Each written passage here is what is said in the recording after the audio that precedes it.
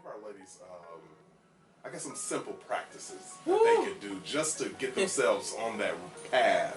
Because I know as a therapist and counselor, you have a laundry list, but just what are some simple things they can do at home? Well, you know, telling yourself the truth. Okay. First of all, we all have had relationships that were not good. But what we tend to do is blame.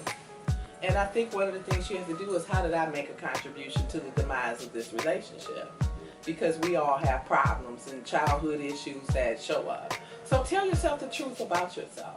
You know, examine your pattern of behavior, the type of men you attract, or the type of relationships you've been in, and what were those outcomes, and what did you learn from it?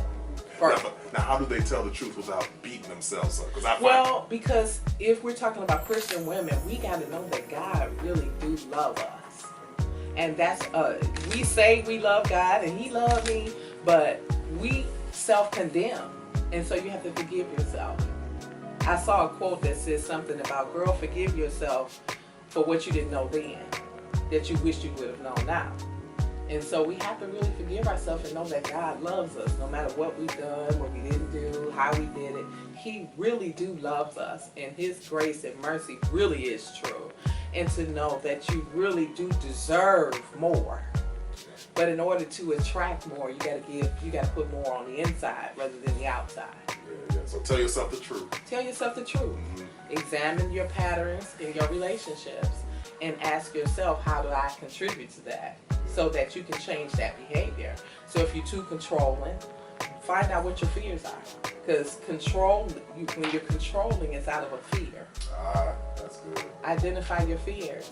If it's your insecurities that maybe mess up the relationship because maybe you think you're really not good enough, then that's when you really got to study God's word. You got to release yourself from the things that have been said to you that's negative and toxic, and you really do have to self-affirm.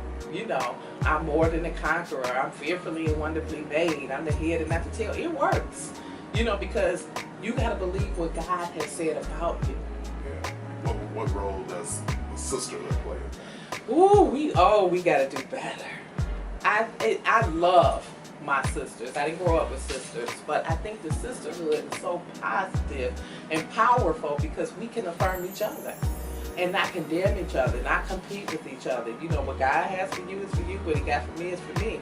But we have to be able to go to them and tell them the truth, first of all. But we don't like that. We get mad. You get ostracized for telling the truth. Ask me how I know. Now nobody want to tell me nothing. But being able to just show the love. I did make a mistake in this relationship, and you know what, girl, it's okay. I love you.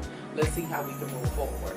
And being able to share with each other our trauma, our stories, our success, so I can know what to do. Because some of us may not know what to do. Mother didn't tell them, didn't show them, you know, and you just been practicing at church. You ain't heard nothing good, because we are terrible in church, you know. So get you a safe sister circle that is going to affirm you and walk with you, and that's hard to find. A safe one, not a fake one. A safe one. Okay. So where you can be yourself. I mean, it might take some time. You may see me doing the wrong thing, but you know what, sis? You know that ain't right, but I'm here with you. Because I can't judge you, because you don't even know what I need to tell you about me. Yep. You know what I'm saying? So we have to create that safe space. The sisterhood is so important, because if I'm down, you down. That's it. Yeah.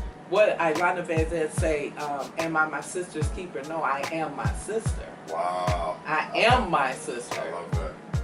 And that's powerful, because maybe it's you this time, but it was me last year. It might be that, and it might be. And it might be next year. Yeah. It might be. Wow. So I have to stay close to God, because I'm not able to do anything without Him.